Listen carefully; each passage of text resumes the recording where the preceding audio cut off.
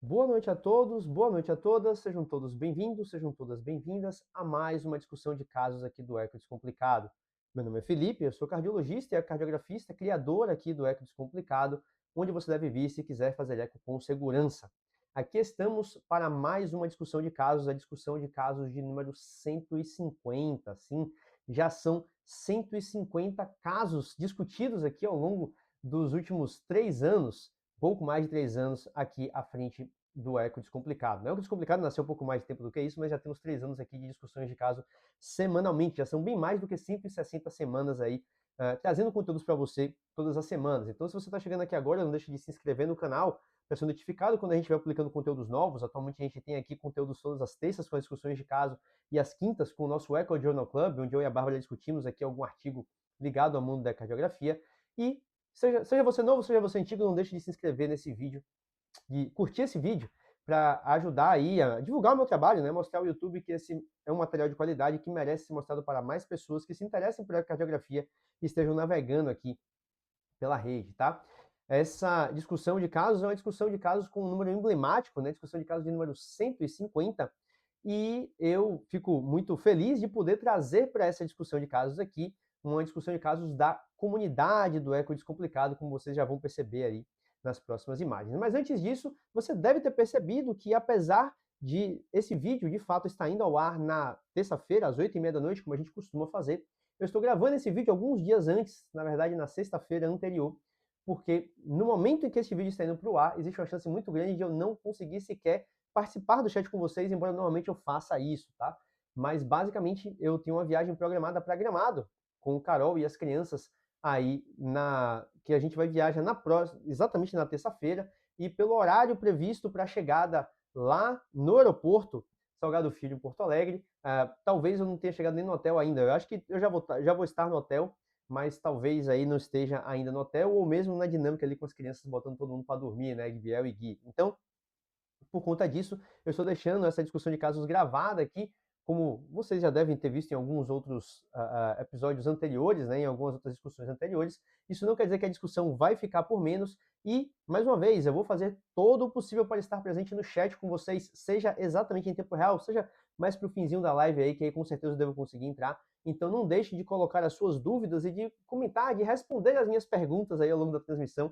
Eu sempre falo que eu não gosto de ficar abandonado, eu gosto de ter a interação com vocês, e para mim é muito importante ter isso aqui também nesse formato, que não é o formato habitual, por assim dizer. Eu geralmente faço isso ao vivo, mas hoje, já que não deu para ser ao vivo, pelo menos a gente consegue manter aqui o nosso compromisso. Afinal, nunca falhamos nenhuma semana nas últimas 150, não ia ser hoje que eu ia deixar falhar, sabendo que eu não ia estar presente para honrar o nosso compromisso, tá certo?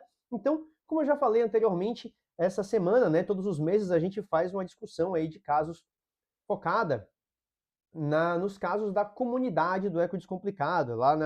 Os alunos do Eco Descomplicado têm acesso à comunidade do Eco Descomplicado no Telegram e no Facebook, onde basicamente a gente tem ali um espaço de discussão de casos mesmo, ou de tirar dúvidas, né? Não é um espaço só para casos, é um espaço para dúvidas do dia a dia ali de quem está fazendo o exame também, né? E respondida não só por mim, mas por todo mundo na comunidade.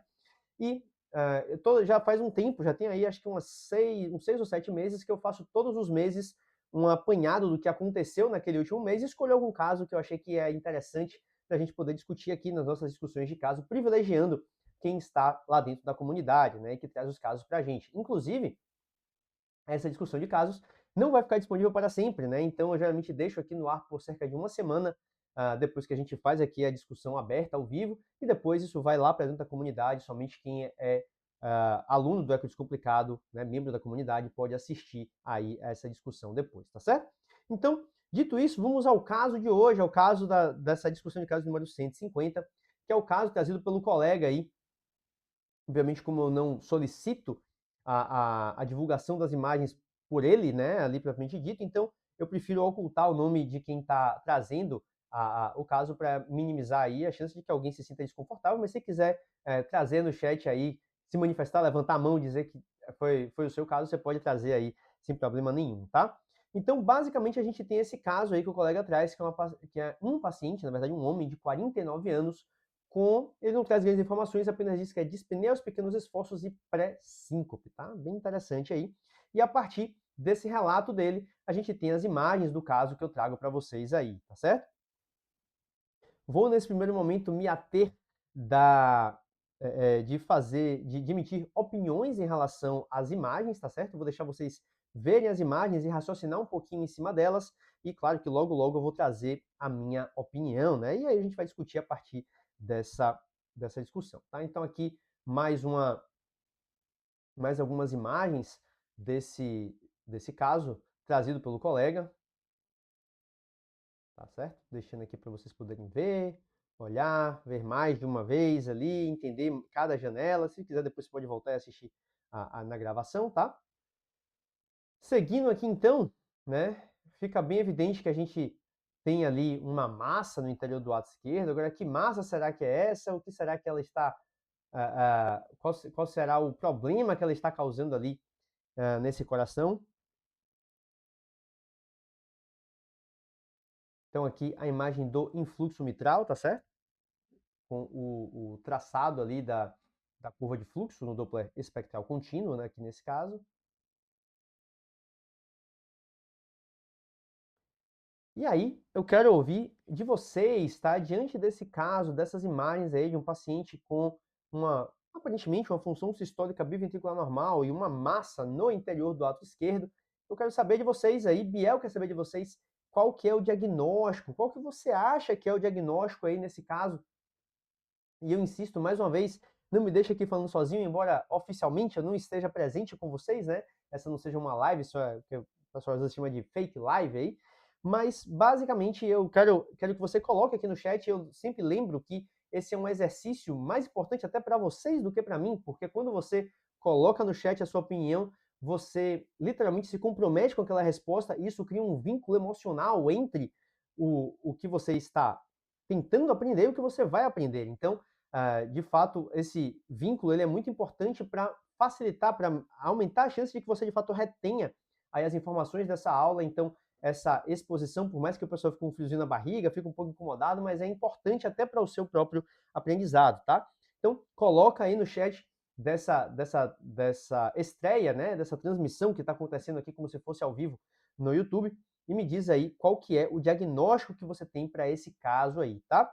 E mais do que isso, eu quero ouvir de vocês em relação, principalmente, ao efeito que essa massa no interior do ato esquerdo exerce sobre o coração, sobre a hemodinâmica desse paciente, como você descreveria no seu laudo, as imagens que você está vendo aqui e os achados desse exame de maneira geral, tá?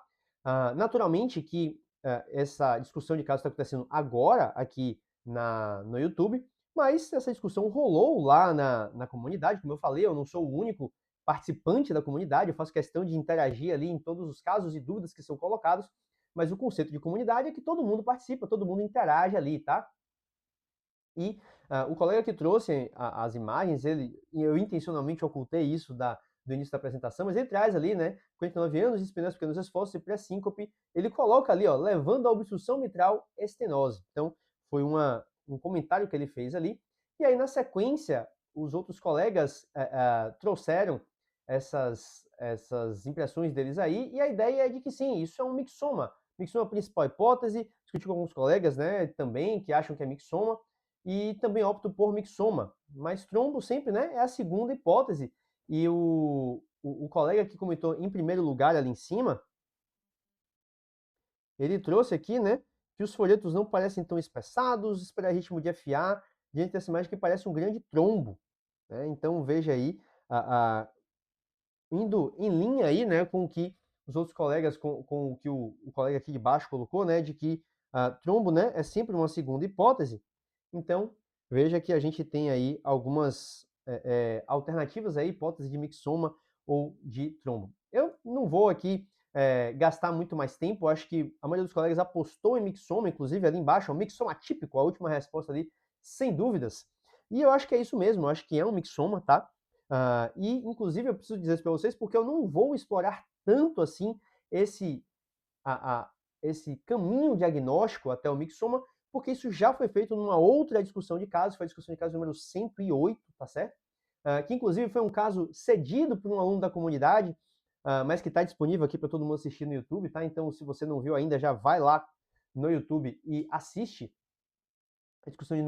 a discussão de casos de número 108, onde você vai poder se aprofundar mais na avaliação ecocardiográfica e diagnóstico do mixoma cardíaco, propriamente dito, usando o ecocardiograma, tá?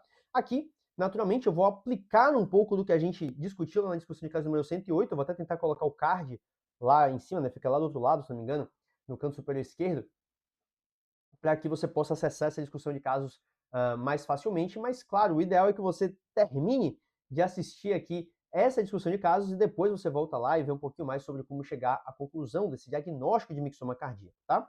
E basicamente nessa live, né, na discussão de casos número 108, eu proponho aí a avaliação diagnóstica das massas cardíacas a partir de um tripé, o tripé diagnóstico para a avaliação das massas cardíacas com ecocardiograma. E que tripé é esse? Basicamente, esse tripé é um tripé que compreende o contexto clínico do paciente, o contexto ecocardiográfico e as características ecocardiográficas daquela massa. Então, veja que o ecocardiograma tem uma capacidade limitada de determinar, né, de avaliar a histologia. Muitas vezes a gente quer já cravar ali, é um mixoma, é um rabdomioma, é um fibrosarcoma, é uma neoplasia secundária, é uma metástase.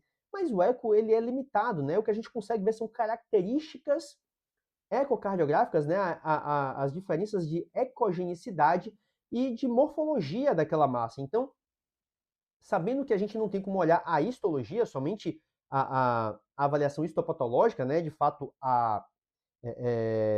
somente a microscopia, né? A biópsia com avaliação histológica é que vai permitir que a gente, e às vezes nem ela, né? Mas é que vai permitir que a gente chegue a uma conclusão de qual é aquele diagnóstico final. A gente depende muito dos outros dois pilares, que é o contexto clínico e o contexto ecocardiográfico, para chegar a essa conclusão.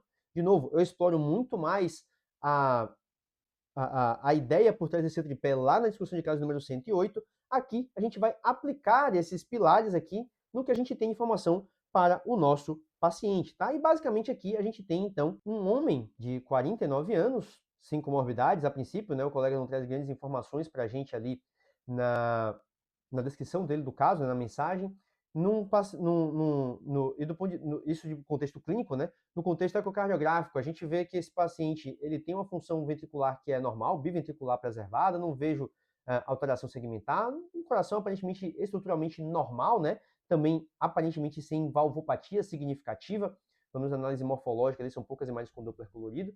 E aí a gente pode, né, depois de analisar esses dois pilares do contexto clínico e do contexto ecocardiográfico, partir para a avaliação das características ecocardiográficas propriamente ditas da massa. E a gente vê que essa é uma massa, então, no interior do lado esquerdo, móvel, sem infiltração, né, que não infiltra as estruturas adjacentes, que tem bordas regulares, mas com contornos irregulares, ou seja, ela tem uma morfologia que varia ali ao longo do tempo, e que tem uma textura, ou seja, uma ecogenicidade mais heterogênea, né? Dentro da própria massa a gente tem ecogenicidades diferentes, tá? E eu ainda acrescentaria mais dois pontos aqui bem importantes, relevantes para determinação desse diagnóstico aqui, que é lá na janela paraesternal, o eixo curto nível da válvula aórtica, a gente consegue observar de maneira muito clara que essa massa ela é pediculada e esse pedículo, né, ele está aderido ao septo interatrial. Então, tudo isso aí junto definitivamente leva a gente a pensar primariamente, né, primordialmente, no diagnóstico de um mixoma cardíaco. E não é à toa que lá na comunidade essa foi a principal hipótese de todos os colegas lá, né, praticamente dentro da comunidade. Mas a maneira como o colega trouxe isso, né, escreveu ali a mensagem, não é que ele traz ali a palavra estenose, veja como isso causou uma grande discussão ali que foi gerada a partir dessa descrição, onde o outro colega pensou ali, ó, os folhetos mitrais não me parecem tão espessados, né, para pensar em estenose. E eu esperaria um ritmo de FA diante dessa imagem que parece um grande trombo, ou seja, ele não viu nada que pudesse sugerir trombo, apesar de que na imagem, para ele ali, talvez parecesse ser um trombo. E aí ele trouxe, ó, o mixoma faz parte do diagnóstico diferencial, não? Então, a partir do momento que o colega colocou na mensagem dele que não tinha, ele não colocou a descrição de mixoma, e ele colocou que o que quer que fosse ali estava causando uma estenose, isso gerou uma grande confusão ali na maneira de interpretar aquelas imagens, tá?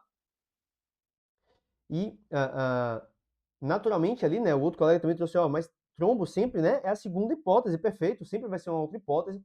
E não à toa aí que, na sequência, né, isso aí já foi no dia seguinte, o mesmo colega trouxe aí, pessoal, dúvida, na apresentação do interessante caso que julgamos ser um mixoma, o colega descreveu como obstrução e estenose. Como é que a gente escreve isso?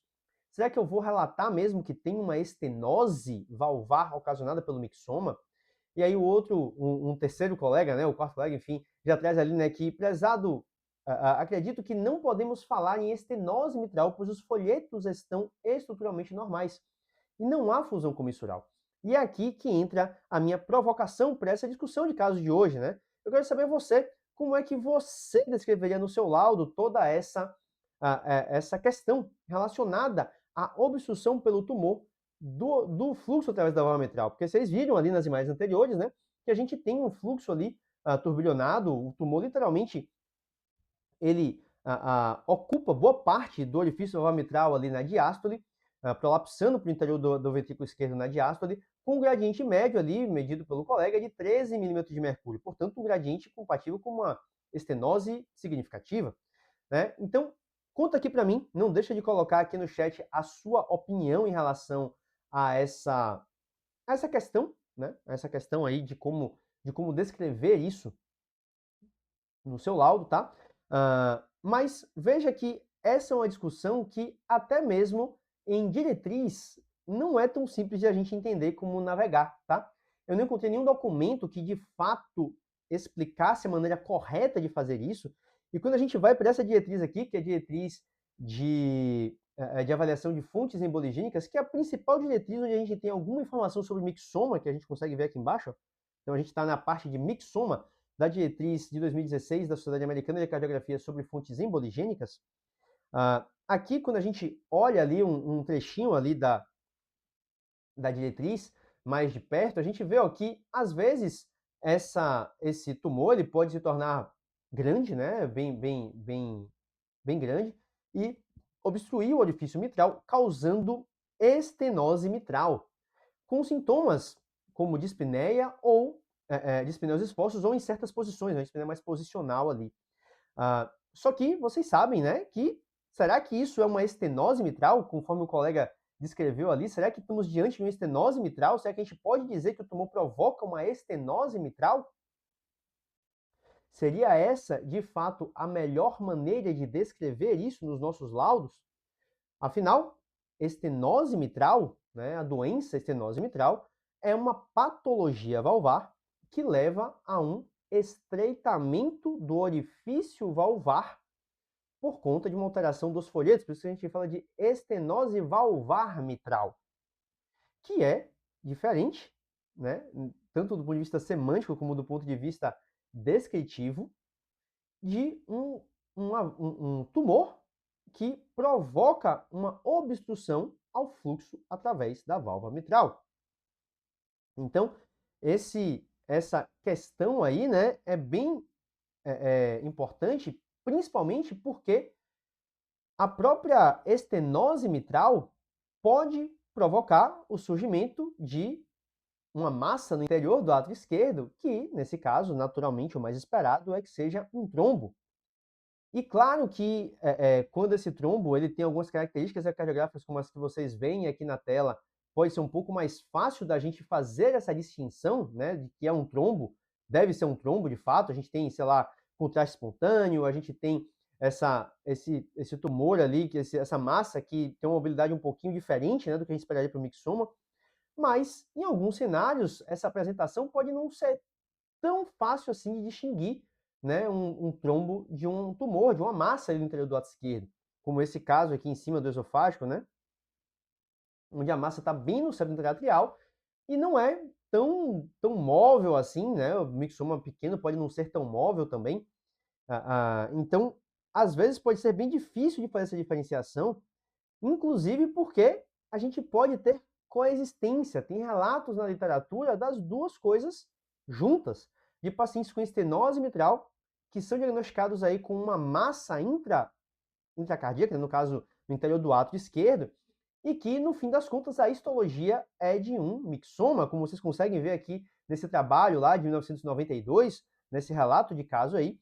portanto mostrando que a gente pode ter estenose mitral, e sim, é só olhar aqui, ó, que você consegue perceber que a gente tem aquela abertura em domo característica da estenose mitral ali nesse corte do eco transesofágico, nessa foto do eco transesofágico, né?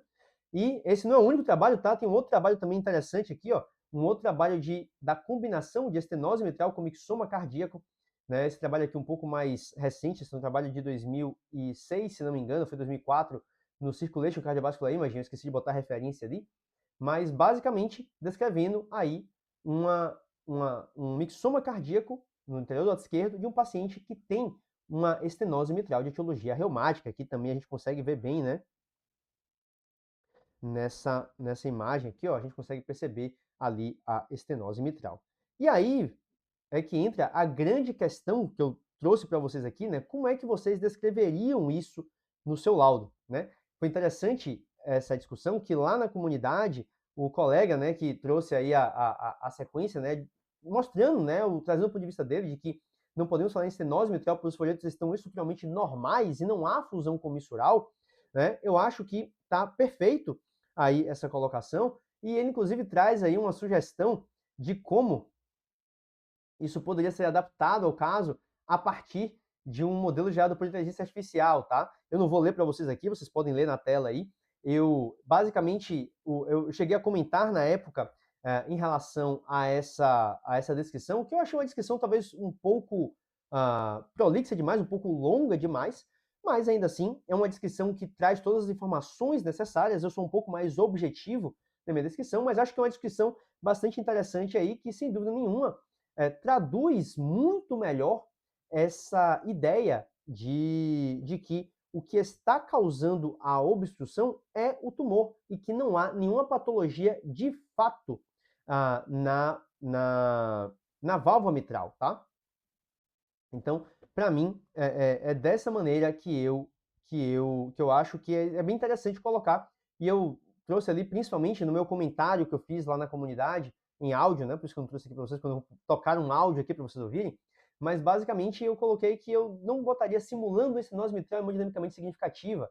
Eu acho que eu simplesmente colocaria, né, que é uma massa intracavitária no lado esquerdo, sugestiva de mixoma polipoide, com obstrução funcional ao fluxo mitral. Perfeito, acho que é isso aí. Eu acho que essa descrição ali tá muito boa, eu não vejo um grande motivo para a gente fugir tanto disso, ou talvez se usasse menos palavras, mas cada um tem o seu estilo de escrever e não está exatamente errado da maneira como o colega colocou. Inclusive, foi o que os outros aí na sequência trouxeram de opinião em relação a isso, né?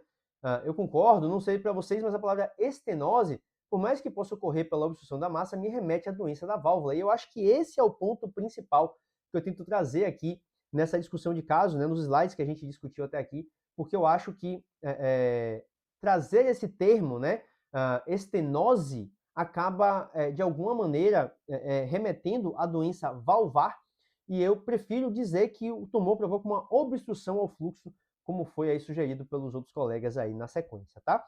E só para fechar, o colega que fez trouxe as imagens, né, do ecotranstorácico, trouxe também aqui as imagens do esofágico, realizado por ele nesse paciente. E, portanto, aqui, só para poder enriquecer a discussão, também trago para vocês as imagens aqui. E a gente vê que é uma massa, de fato, bem heterogênea, com contornos irregulares, né? Uma borda irregular, mas contornos irregulares, e que praticamente ocupa toda a área ali, né? O orifício valvar mitral na sua totalidade ao longo da diástole, tá certo?